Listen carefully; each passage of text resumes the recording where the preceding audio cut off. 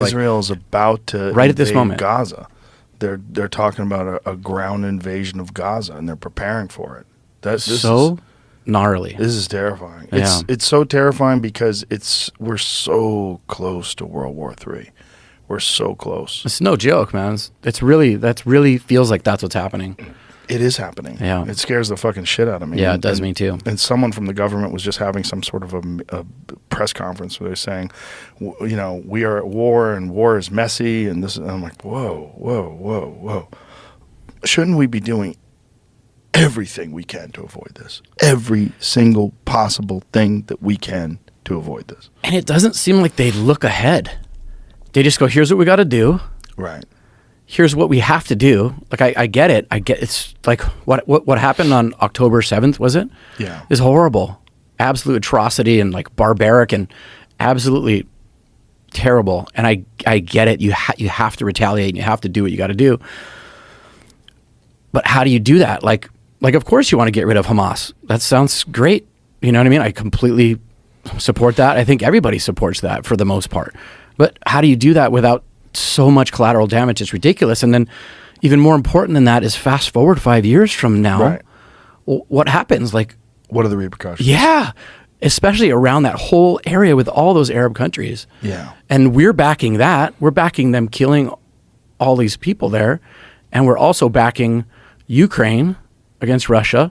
And now it's looked like we're going to back Taiwan.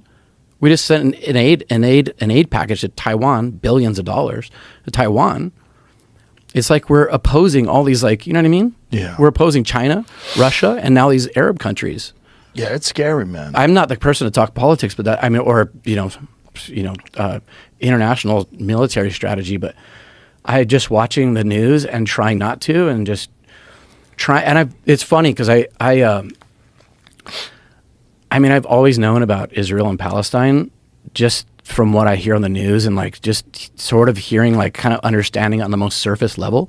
And it wasn't until now, age 51, where I've been watching, like listening to podcasts, watching documentaries, trying to like educate myself and like figure out what this conflict, how it came to be, what the history was. And it's the more I try to learn about it, the more complicated it seems. Yeah, it's terrifying. Yeah. It's terrifying, and the consequences for all of us are so grave. Because if it does go completely sideways, if someone goes nuclear, we're fucked.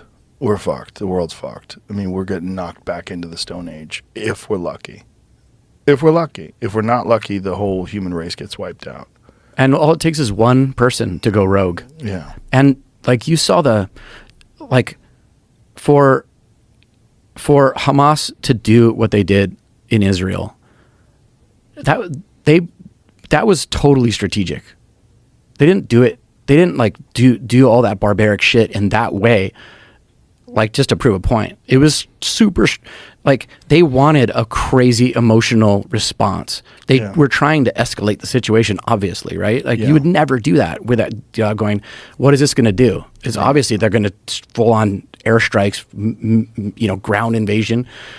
It's pretty obvious that that's going to happen. Yeah. So they basically wanted that to happen. They wanted, like, I listened to the Coleman Hughes podcast. You just had Coleman on the show a couple days ago, whatever that was.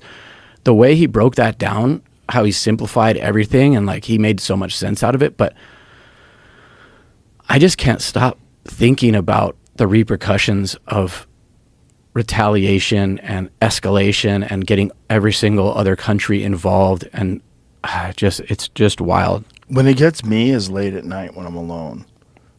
This was even before the Hamas invasion. It was just thinking about Ukraine and Russia.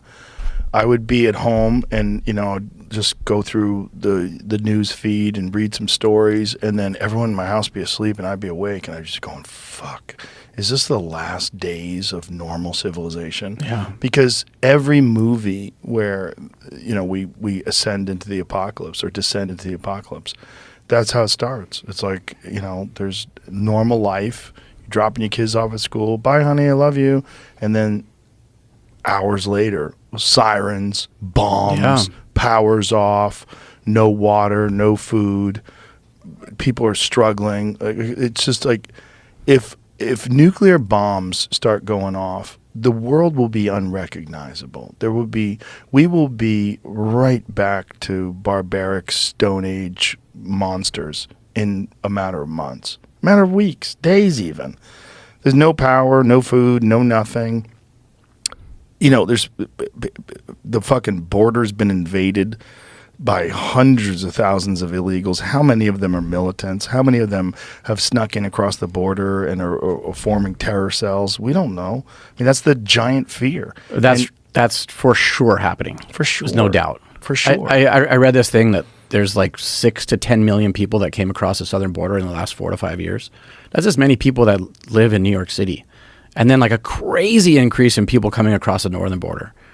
Yeah, it's nuts. And I see it. I've been in California a lot the last few months. It's insane how many more people are just obviously all of a sudden just appearing, like getting dropped off on like street corners with buses, literally just in the middle of nowhere. They literally just get off the bus with a cell phone. But look at New York City. When Coleman was explaining how New York City literally has a mandate to house its homeless. Yeah. And that was supposed to be the people that lived there that were down on their luck. And now it's people that have come in from other cities or other countries rather, illegally. And they're trying to make it so that those people can vote. And you see what they're doing with people from Venezuela? Crazy. They're sending people back from Venezuela. Only from Venezuela. Yeah, because Venezuela opposes socialism, so they're not going to vote Democratic. Yeah, they don't want those people. That's crazy. This is fucking wild. It's crazy how it's so like when you start thinking about it like that.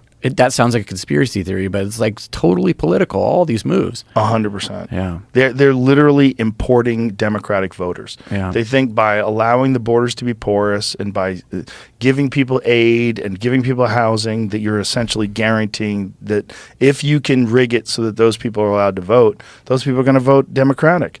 And if you could say that, oh, voter ID is racist, like what?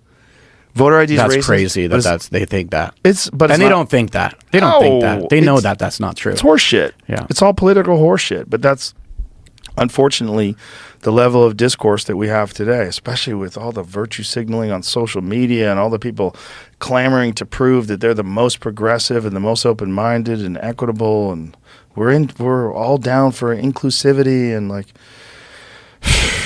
yeah, bro. There's going to be repercussions to all that for sure. I mean, you see the videos in New York City and Chicago and these places where they're just dropping all these people off. They'll like video 500 people in a row and it'll be like 2 women. And almost everyone's like between 20 and 30 years old. Yeah. It's all military age dudes. Yeah. Like, what do you think's going to happen 5 years from now? Right. With like 10 million illegal immigrants here.